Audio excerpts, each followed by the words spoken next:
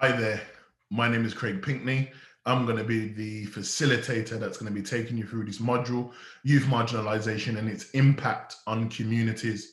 But before we start, I'm just going to formally introduce myself so you have a little bit of a snapshot and an insight into the individual that's going to be talking over the next couple of sessions. So as you've heard me say, again, my name is Craig Pinkney. I'm a director of a company here in the UK known as SYVN, the Centre for Youth Violence and Conflict. I kind of go by a number of titles depending on what I do throughout the week.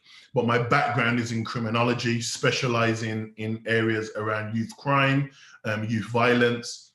So I do a lot of work supporting the organization that's provided you this training, this learning, this education around supporting children and young people around the issue of violence, supporting their families, supporting their communities, and ultimately strategies to reduce violence and some of the issues that you probably hear globally that's reflected amongst our youth today. I'm also a qualified youth worker. So I've been doing youth work for the last 17 years nationally in a range of different sectors, organizations, whether that is working within youth centers, whether that's working directly in the communities, working on the street, working in schools, working in high schools, working in colleges, universities, done some work within criminal justice, within youth offending institutions, also done some work within mental health institutions with young people. So I've been privileged to have a vast experience working with different young people in a wide range of settings. Prior to my current work, I used to lecture at a current university within the UK known as UCB, the University College Birmingham, where I taught criminology, criminal justice, offender management, youth and community studies, research, and responding to gangs and serious youth violence, which was a bespoke national program that we were rolling out for frontline professionals that were working on the ground. I have authored and co-authored a number of publications around some of the issues as it relates to youth criminality, youth crime, so on and so forth. And I've also left my website for those that may be interested in reading some of the research that myself and others have come together and created some data for people to read and learn and utilize within their practice. Also within my work, I'm also an advisor and a consultant. So I consult a number of organizations within local councils, national councils, do a lot of work with social services, do a lot of work with local police organizations that are supporting communities of reducing violence. So I've got really a national picture of understanding these things, and not just only the fact that what I always say, not just having the kind of textbook knowledge, but having that frontline grassroots experience that I can bridge that gap between what I call academia in the streets. And I think that's really important, that it's not only about us working with passion, and it's not also us working with what I say, our hearts on our sleeves, but it's also about having the intellect and having the knowledge that we can utilize concepts, models, and utilize that with our passion and intellect so we can make real change within our communities. And the human element to all of the stuff that I am talking about is I'm also a father.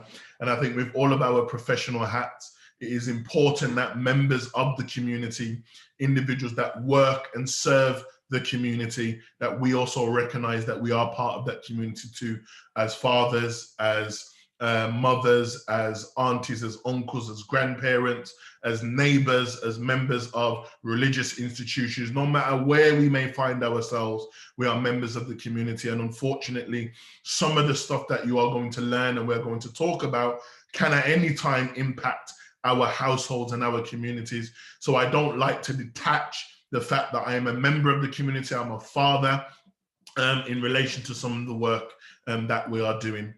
So in relation to the unit that we're going to be covering, or I'm going to be covering over the next couple of sessions, ultimately it has 4 learning outcomes. And these are the 4 learning outcomes. Number 1, to understand the process of marginalization of young people. Number 2, to understand the impact of marginalization on young people. Number 3, to understand the wider impact of marginalizations on communities. And lastly, to understand the principles of equity, equality, and oppression. But for this particular session, we're going to only focus on two of those learning outcomes. And those two are to understand the process of marginalization in young people, and again, to understand the impact of marginalization and how it impacts young people in a range of different ways. And when I kind of deliver, one of the things I like to do is give examples. I like to give context. I will utilize some theoretical underpinnings. But what I want us to think about for this particular session, with all of the stuff that I'm saying and I'm using and I'm explaining, how do you bring this into your context? With some of the theories, the ideas, and the examples that I may use, maybe from a British context, but how do you utilize some of the learning to fit that within your narrative, within your particular context, and ways that we can, one, understand, number two, strategize around what we need to do, and lastly, how do we implement the models, the concepts, and some of the things that we may learn throughout these two sessions. So I think before we start, the easiest thing to do, in my opinion, is to define our terms. One of the things I don't like to do as a facilitator is to utilize terminologies without giving its proper context, and also just giving it a understanding that we all in a holistic way can understand, regardless of where we find ourselves throughout the world. So when we talk about the concept of marginalization, or the definition of marginalization, we are ultimately talking about a process by which something or someone is pushed to the edge of society and oftentimes seen as lesser or seen with a lesser of importance. This predominantly is a social phenomena by which minorities or subgroups are oftentimes excluded and their needs and desires are ultimately ignored. So what we're talking about in layman's terms is that individuals, groups of people are seen or unheard and ultimately pushed to the side of society, and their talents, their ideas, their desires, their wants, their needs. And when we're talking about the concept of equality, equity, justice, all of those things are ultimately ignored, and those particular groups are then pushed to the side of society. And what I've done is just highlighted a few words that kind of coincide with some of the things that I've just mentioned. So we're talking about communities, individuals that may live in a particular space that feel alienated, that feel ostracized, that feel oppressed, that feel vulnerable, that feel isolated, that feel discriminated against, that feel invisible, that feel unheard, that feel uncared for. And all of those things that I've just mentioned defines the whole terminology of marginalization. And again, what I want you to think about is, within your context, what groups fit that narrative of marginalization. Think about the types of groups. Think about the types of groups and individuals that may emerge from an environment where people feel alienated, where people feel vulnerable, where people feel isolated, and so on and so forth. And what does that produce? And that's what you need to be thinking about, is, as a consequence of this, what does it ultimately produce? Because when we look at the wider factors that lead to marginalization, you all and I would agree that they are multifaceted. There's not one answer, but we can look through literature, we can look through the data, we can look through research that gives us an indication of some of the key factors that enable or create an environment for people to feel marginalized, and then people to behave or react to that process, as I just mentioned in the definition of marginalization. So things like poverty. No matter where you find yourself in the world, wherever there's poverty, we know that there's going to be marginalized groups. Deprivation and the impact of deprivation in particular communities globally. The impact of education, again, no matter where you find yourself within the world, looking at data, looking at literature, looking at research, no matter where you find issues of poor education, you're going to have young people, children specifically, potentially feeling marginalized. Dysfunctional families. We're talking about issues that may exist within one's household, whether that may be domestic violence, whether that may be domestic abuse, maybe that to do with issues around mental health, parents that may have disabilities, breakdowns between relationships between mother, father, or whatever. And as a consequence of that, children and young people that may live in that household may ultimately feel marginalized. And then when we look at things like deprivation and poverty, high unemployment becomes part of that narrative and conversation. The lack of resources that may be in a particular community to engage with particular issues that may impact children, young people, and their families. Poor housing conditions, wherever again you find yourself, anywhere throughout the world, and you look where there's poverty, deprivation, high unemployment, poor housing, poor healthcare, we notice that specific communities seem to be impacted more than others. And then when we're talking about racism, now it's interesting when we talk about the notion of racism, because here in Great Britain, as an example, we know that our institutions are inherently racist.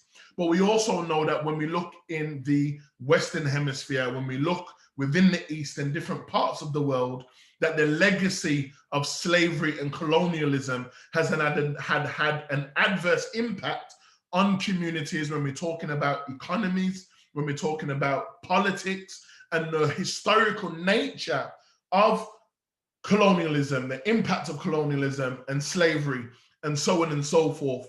And when we talk about economy as it relates to wealth, we know that there's privileges that are bestowed on particular societies versus other societies that are oftentimes being stripped of their resources, stripped of their wealth, and oftentimes has created an environment when it comes to politics that we see a number of things start to manifest. So we know that racism is also the part of the conversation, regardless of where we are, as it relates to youth marginalization.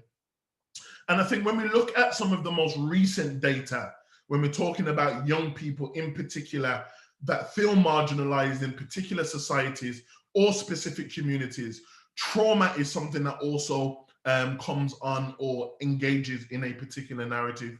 And what do I mean by trauma? You've heard me talk about the historical context. You've heard me just mention some of the factors that exist within particular communities around the world. And as a consequence of that, we're talking about children and young people living in environments where they may see murder, where they may be impacted by street violence, gun violence. In the UK, we have a phenomenon called knife crime, where young people are choosing knives as a specific weapon to harm each other and to deal with their beefs, their conflicts, and so on and so forth.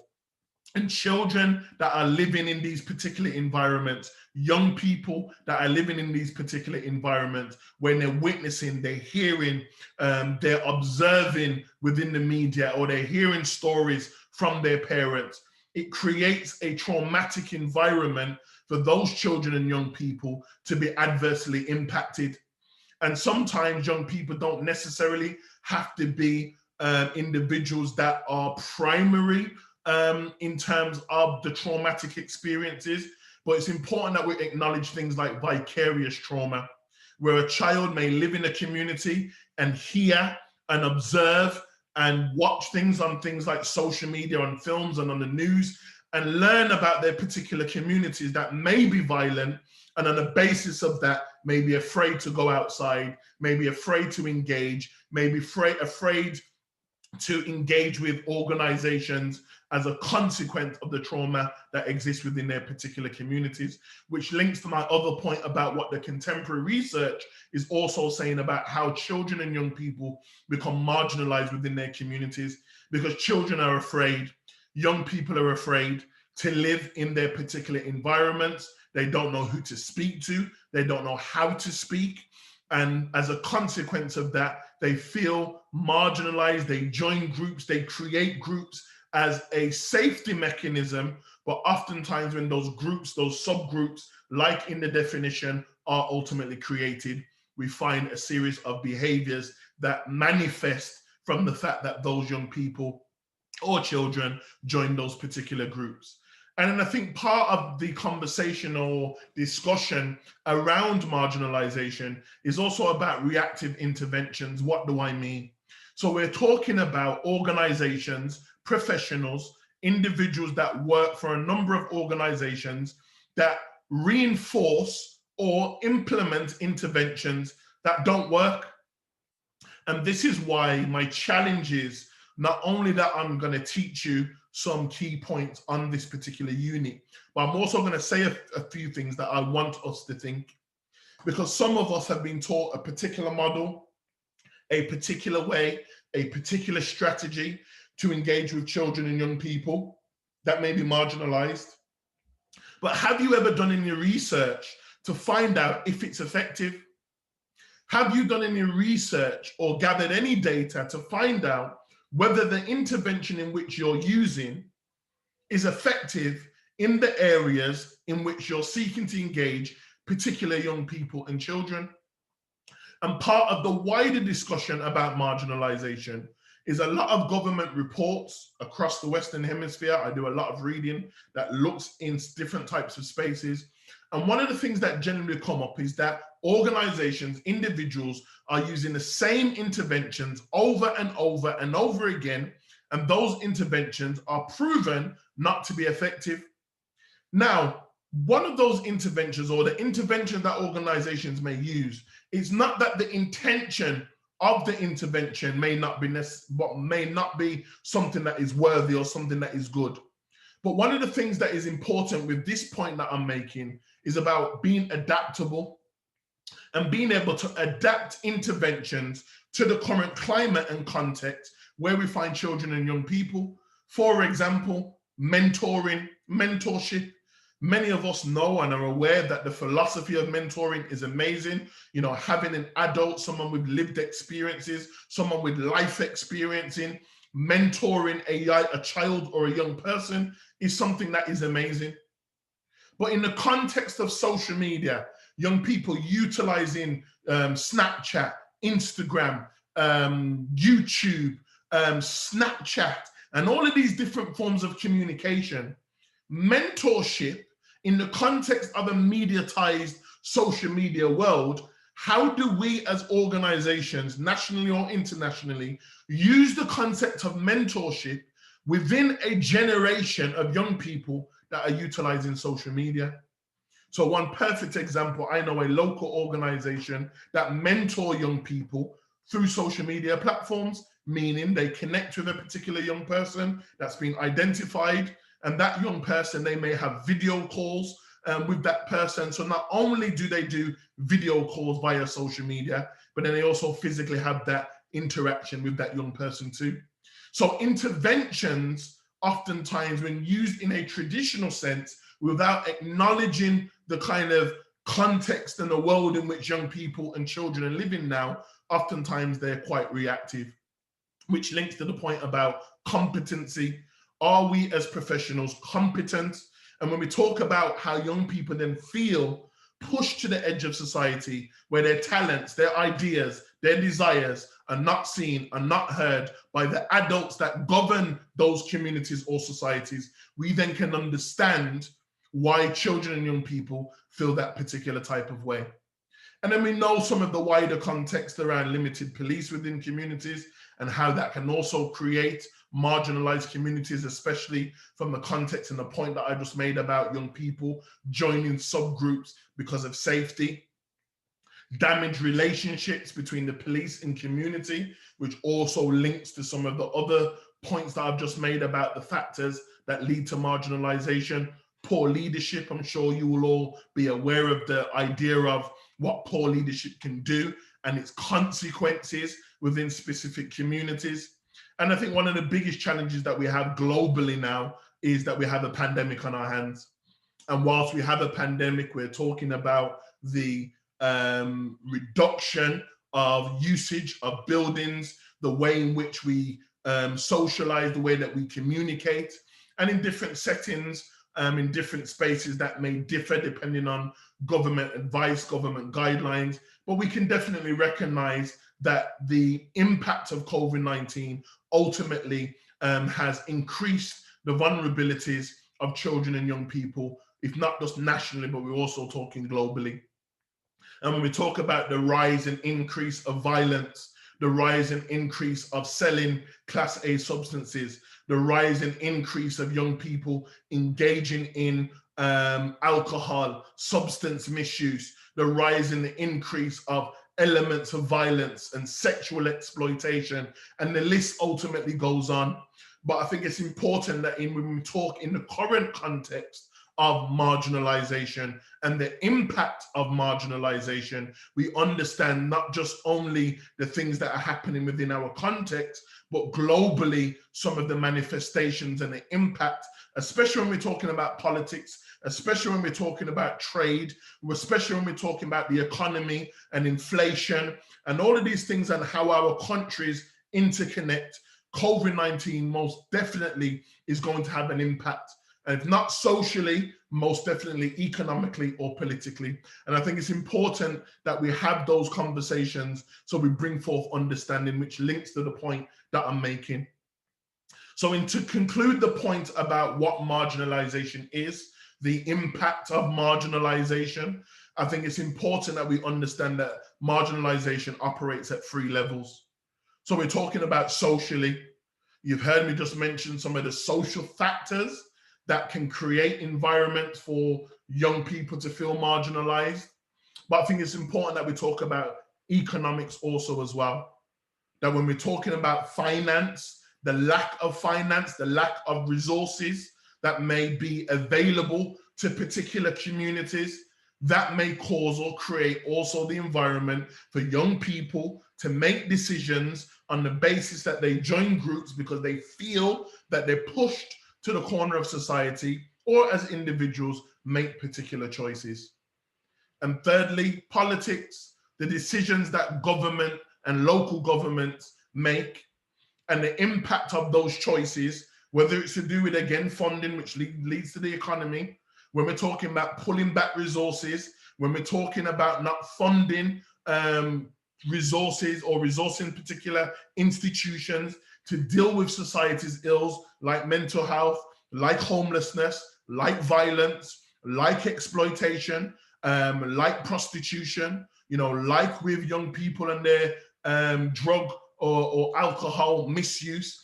When governments make decisions, whether by a law or legislation, to not engage in particular issues, or they pull back resources and funding, we then start to see the decline and the rise in all of the issues ultimately that I've just mentioned. So when we talk about the effects of marginalization, it's important that we have that wider discussion. And going back to one of my original points, there is not one particular answer. There is not one particular reason why we as a society can say these are the impacts of marginalization, because it's multifaceted, it's nuanced, and sometimes the effects of marginalization can happen simultaneously. So I can say from a UK context within Great Britain, the effects of marginalization on young people in this country may be that we now see a rise and an increase in young people joining street gangs. And as a consequence of young people joining street gangs, we see on our news a lot of fatalities of young people getting stabbed, getting shot. Young people are in conflict over geography, postcodes, places in which they live, particular areas that they control, and are in constant conflict with each other. And when we talk about the wider impact in the second session that we do, I think it's important that we understand the ripple effect that that's going to have on our wider communities. And I just will say one point, but I will talk about it a little bit more in the second session. But what we have also is that a lot of innocent people get harmed in the conflict here within the UK. A lot of innocent people get stabbed. A lot of innocent people get shot, drive-by shootings, so on and so forth. And then we hear about the destruction in communities. And then what you also have is then young people feeling that they can't support themselves. You have young people feeling that their parents, the local police, and the adults within their communities can't support them. And then what you find as an effect of marginalization is those particular young people, as a consequence, join groups as a safety mechanism. But what they end up doing is then fighting a war or a conflict that they're not sure about why they started it in the first place. And then we have an ongoing cycle where then when we talk to young people today in present time, you know, why are you in beef? Why are you in conflict? They can't explain. So it's important to understand the effects of marginalization that may have on some young people. So I'll give you another example here in the UK. We've got a growing issue when we're talking about fundamentalism and extremism within our country. Some of that may be far right, meaning you have racist white national organizations that are unhappy because they also feel isolated, vulnerable, unseen, unheard, uncared for, and so on and so forth. And therefore, in them claiming their nationality, they engage in violent activities, join groups to radicalize young people that are considered white. And you can imagine then some of the conflicts that exist in our community when we're talking about people that are coming from different parts of the world. We're talking about refugees that are coming into the country, and also people that are Black or people of color that also sometimes get into conflict or being targeted by these particular groups because they generally feel that they are unseen, unheard, and they need to do things to get that visibility or to be seen within that particular environment. And on the other side of the coin, you've got religious extremism, where whilst you have far right extremism on the back of racist ideologies, you then also have religious extremism where individuals are utilizing biblical or Quranic texts, we're here within the UK, as a justification for conflict, violence amongst particular groups that they see or deem to not be part of their wider group. And I think also we can then look at the impact that that has when we're talking about marginalization, when we're talking about the rise of drug selling. And I think it's important that when we talk about, for example, like the impact of COVID-19, even though we have young people in the country that generally probably are just living their lives and not abiding by government rules as it relates to social distancing and so on and so forth, due to the economy being impacted by the drug market, we're noticing that drugs and the payment for drugs or the increase of drugs is on the rise. So meaning that drugs are more harder to get, they're harder to be accessed, and therefore the price of cocaine and heroin has increased. But what's the ripple effect of that? Because if we're talking about a space and a time where more and more young people are becoming vulnerable and they feel ostracized or they feel marginalized or alienated within their communities, oftentimes those young people are being targeted by organized criminals in order to do their dirty work, in order to engage in that criminal activity, in order to ensure that the profit exists and sustains at that higher level. And that's why I mentioned politics. That's why I mentioned the economy when we're talking about marginalization, because some of those avenues may impact or cause a ripple effect on the wider community. And what we have now is more and more young people are buying and selling drugs. More and more young people are becoming addicts. More and more young people are becoming homeless as a consequence of engaging in these behaviors. More and more young people are becoming more mentally ill. And when we look at it from a wider context or from a bird's eye view, we can then start to see how marginalization impacts particular young people in specific communities. And then when we talk about the role of sexual exploitation, how women and young boys are ultimately used within the realm of exploitation, that's also on the increase. So if we think about some of the other factors in which I just mentioned, the poverty, the deprivation, the poor education, poor health settings, poor housing, so on and so forth, you can then start to get a better picture of what the effects of marginalization is. So in your context, what is marginalization? What are the effects of marginalization on where you are in the areas in which you work? What are some of the things that you ultimately see? You know, what are the ripple effects within your communities when you're engaging with children, young people, their families, or organizations that support children, young people, and their families? What are the things that you're ultimately seeing within your context? And then think about the context, you know, what groups fit the profile?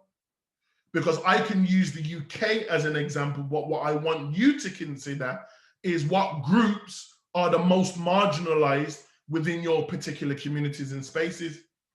Is it individuals that are homeless, young people that are homeless? Is it to do with individuals that are within the care system?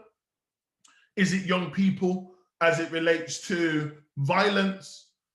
Black men specifically, young women? Are there any issues specifically or pertaining to young women? Or are people that are disabled the most marginalized within your experience, within your spaces? What about people that are mentally ill? What about the elderly? People that come from different sexual orientations?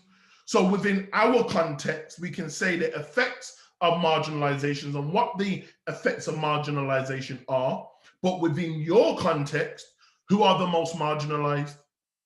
And as a consequence of that marginalization, what do you see? So one of the things that you can do when we start thinking about how do we theoretically start to understand the concept of marginalization, we can just look at a model. And one of the things I like to talk about within my work is the cycle, that we see young people going through a particular cycle. And what I want us to think about and consider within this particular session is, again, where do we see young people from the context in which we live, meaning where you live, in that context, what does that cycle ultimately look like? Because I can say from the cycle that I see, from my vantage point, from my experiences, and the things that I've learned and the places that I've particularly researched here within the UK, that the cycle always starts with marginalization, reflecting on the factors that I've just mentioned in the beginning of this session. So you heard me say the poverty, the deprivation, the trauma, the reactive interventions, individual staff not having the competency, the knowledge, the know-how to work with particular groups within society, dysfunctional households, the issue of mental health, the impact of COVID-19 and organizations and resources being under-resourced and limited, and funding is being cut to engage with those particular communities. And as a consequence of that, the young people that live within my community feel alienated, feel marginalized. And whilst those young people are then trying to navigate their way throughout society, the communities of where they come from are socially disorganized. And I will explain social disorganization again in a moment when we start to kind of look at some theories and concepts. But in layman terms, we're talking about social disorganization, meaning that the communities that are governed by adults, by institutions and entities like education, like healthcare, like housing, like the local police, and so on and so forth, those organizations do not work collectively to better support young people within those marginalized spaces and communities. And as a consequence of that, if we think about the original definition, young people then individually or join groups because of that marginalization, and as a group feeling marginalized, they make decisions and choices, whether we agree with those choices or decisions or not. But what we see within the cycle is that those marginalized groups trying to navigate their way in a community or a society that's disorganized, that they join deviant groups that may be involved in criminality in order to make money, in order to keep safe, in order to ensure that they have respect, they have power, they have credibility, they have visibility within their particular communities. And whilst they're trying to achieve all of that because of their marginalization, sometimes they involve themselves in criminality to an extent where they put themselves in a number of places. And I always say, if young people that engage in criminal activity don't end up dead, there's two other places that they end up: prison, juvenile facilities, child facilities, social services, or mental health institutions.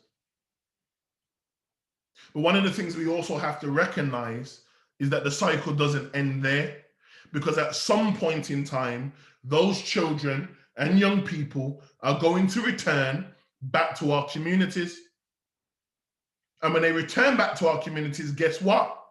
They're still marginalized, they're still alienated, because we as a society have this opinion and perspective that when they go to prison or they go to mental health institutions, all of them get rehabilitated. And because we think that they're all being rehabilitated, they come back into our community. The community remains socially disorganized. And then guess what they do? They go right back to what they know.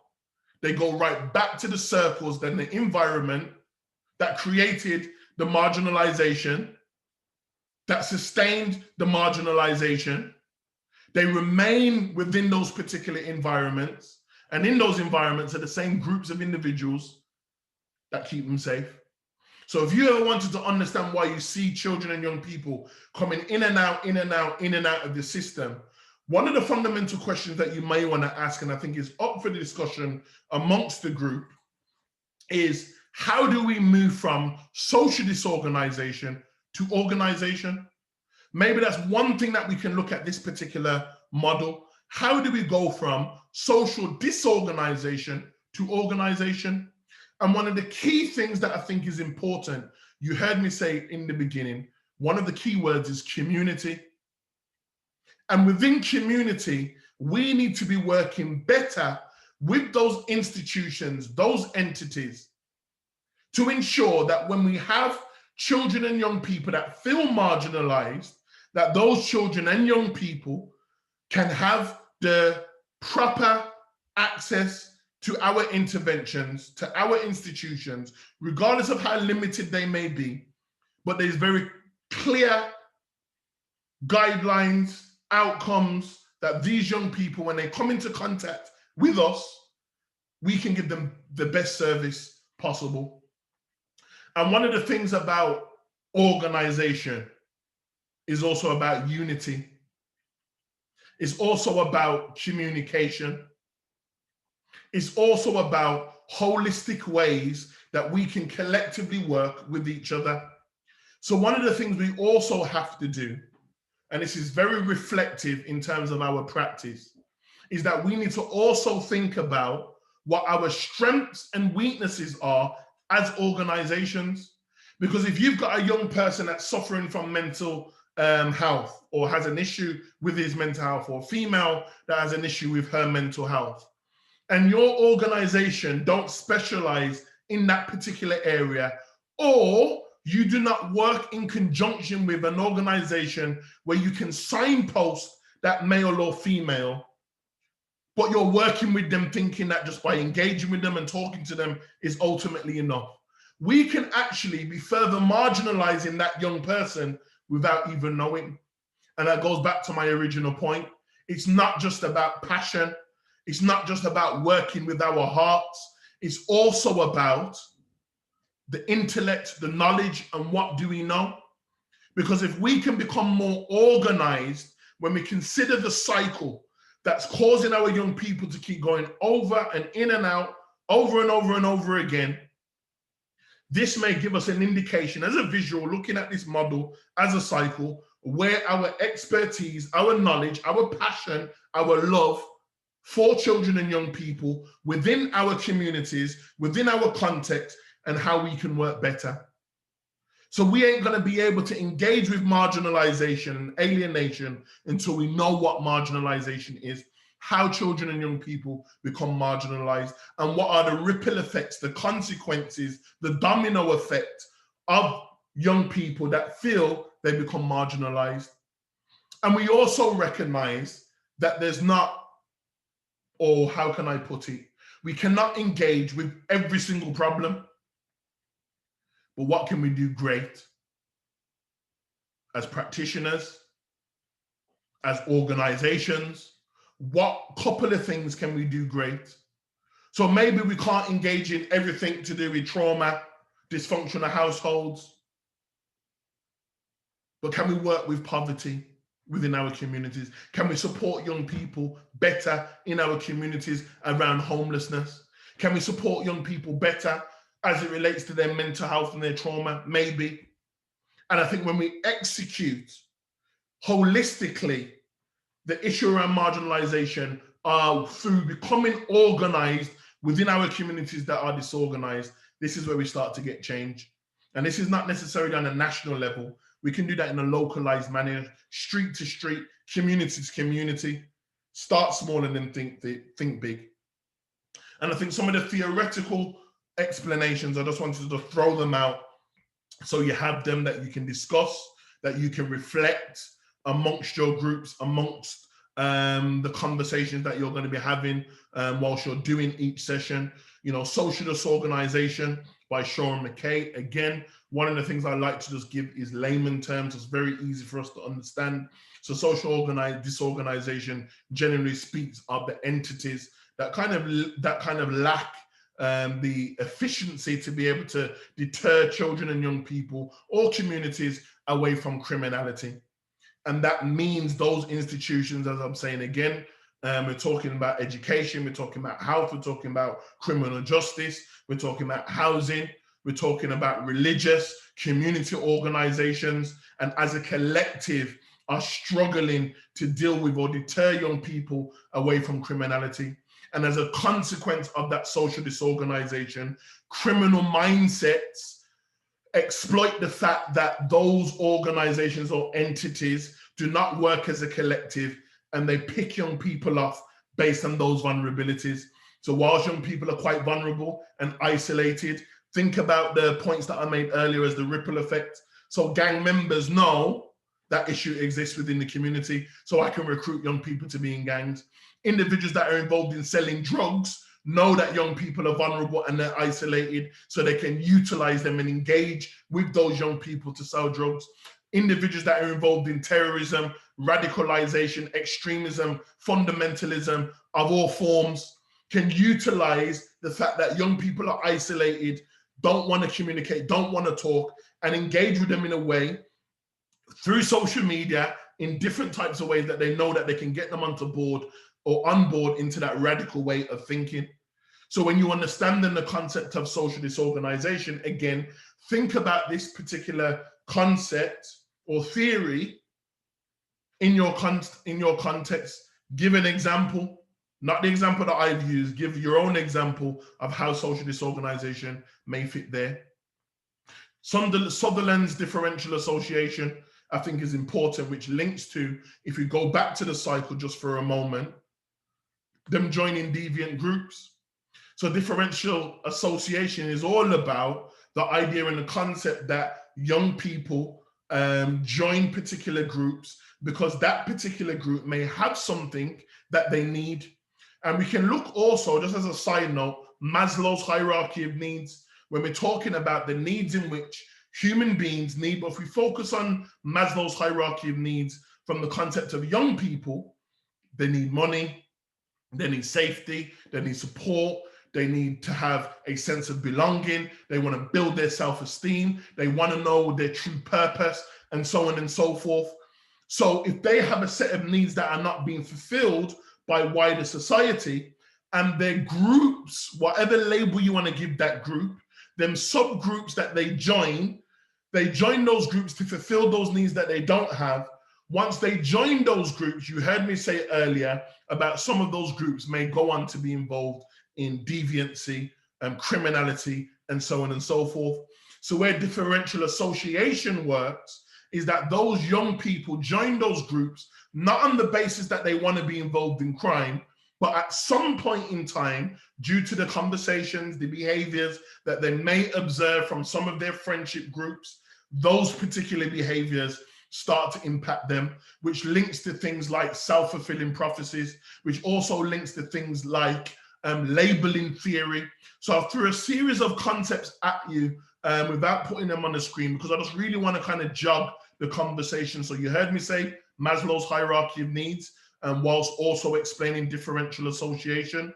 You've heard me also talk about self-fulfilling prophecies. You've also heard me mention labeling theory. So whilst all of those kind of theoretical ideas can be used to explain the cycle, the model, as I've just mentioned, in conclusion, differential association is about young people that join particular groups and almost start to mimic, start to act, and start to behave like those groups ultimately are.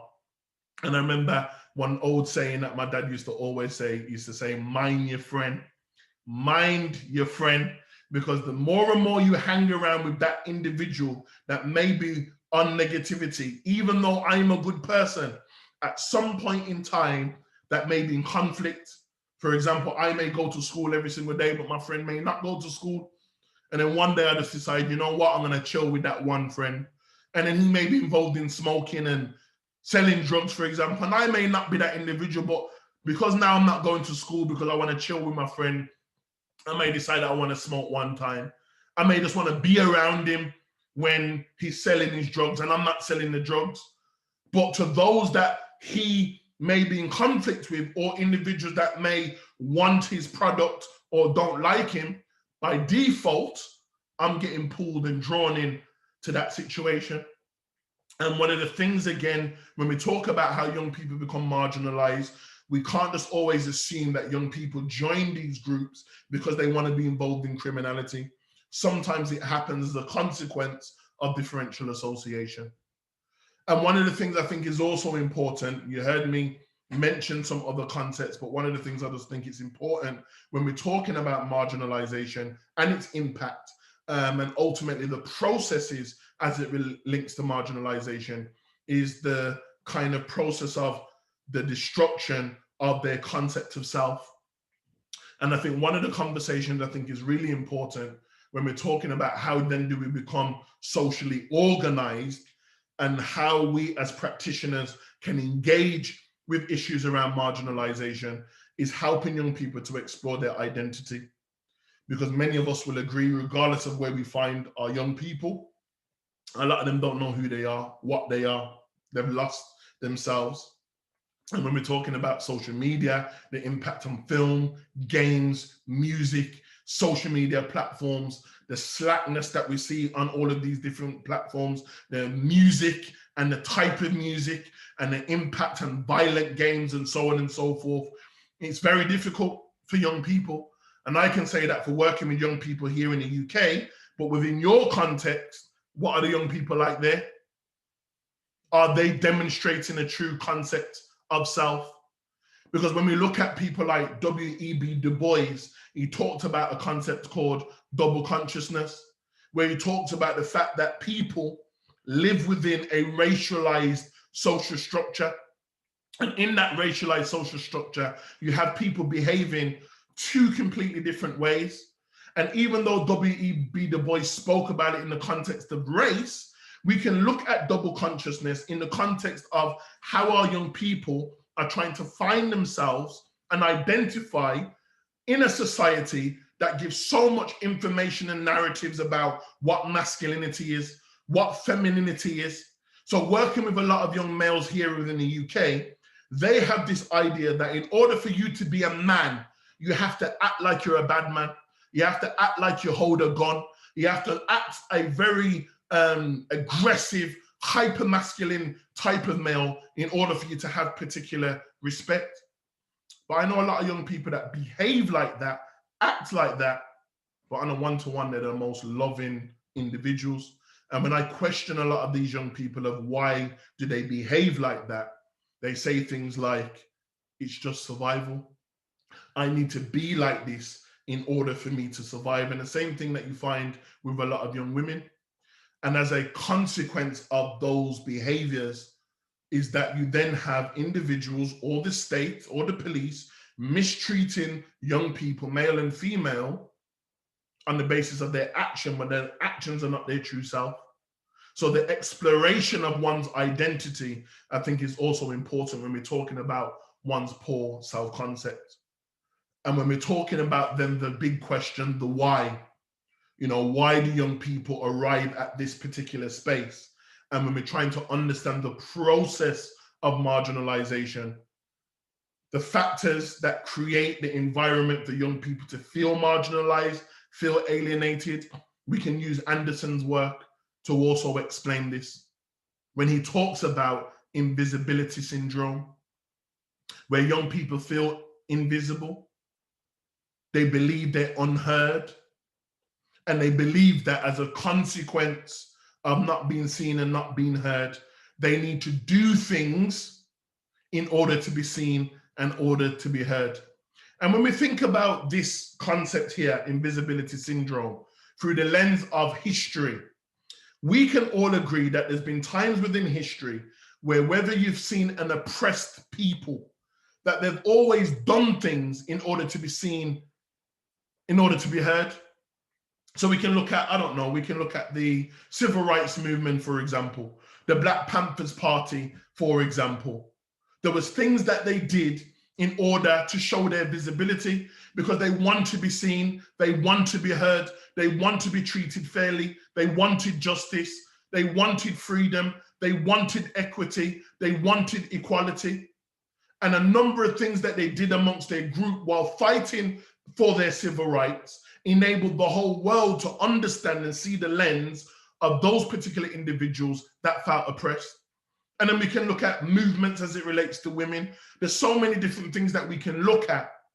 And when now, even in the context of, for example, the Black Lives Matter movement, in the same context, Black people, for example, are saying they're still, even in 2021, unseen, unheard. And these are our demands. We want equality, we want justice, we want equity, we want fairness, and ultimately we want to be treated like human beings. So we can utilize a number of theoretical ideas, theoretical concepts. I threw in a few extra ones to get us to think about a number of things.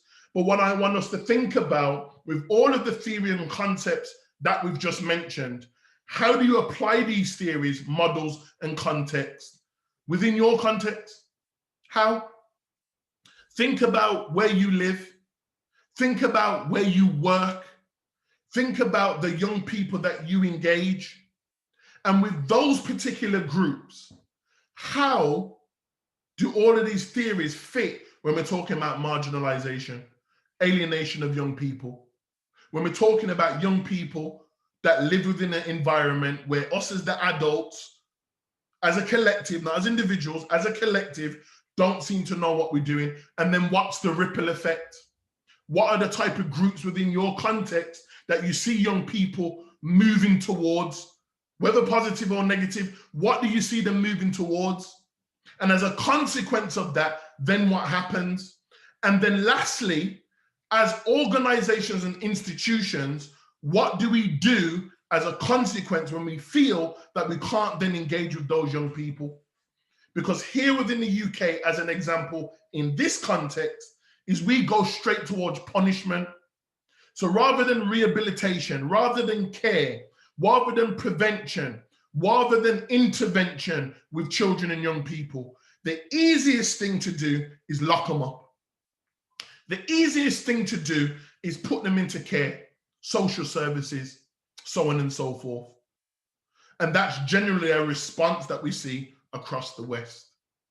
So in your context, thinking about the theoretical perspectives that I've just mentioned, how do those fit in relation to marginalization? But here's an extra one. Are there any other theoretical models that you can use? Do some of the models that I've just mentioned, don't they fit? That's also fine too. And that's how we develop our learning and our understanding around marginalization, because we look at theories, we look at concepts, we see, do they apply in the current context? And if they don't apply within your context, what models, theories, perspectives can you use to further explain, to get that understanding that will enable us to come up with strategies, interventions to better engage with our young people? So that's the end of the session. So for the next session, which is part 2 of youth marginalisation within communities. We're going to be looking at the wider impact of marginalisation on communities and kind of talking about the ripple effects, the real issues that we see. And again, I will use examples from a UK context, but within your discussions, within your context, you know, what are the wider impacts that you find within communities? And I think it's important that we kind of understand the principles of equity, equality, and also oppression. And I will again utilize a series of theoretical underpinnings that I would like you all to utilize and think about, and build, adapt, change. If you don't agree with some of those theories, that's also good as well, because that's what we want. We want the discussion. We want you to be critical, and we want you to think about some of the things that are taking place as it relates to marginalization, so we can get to a particular position where we become better agents of change. So thank you, and I will see you in session 2.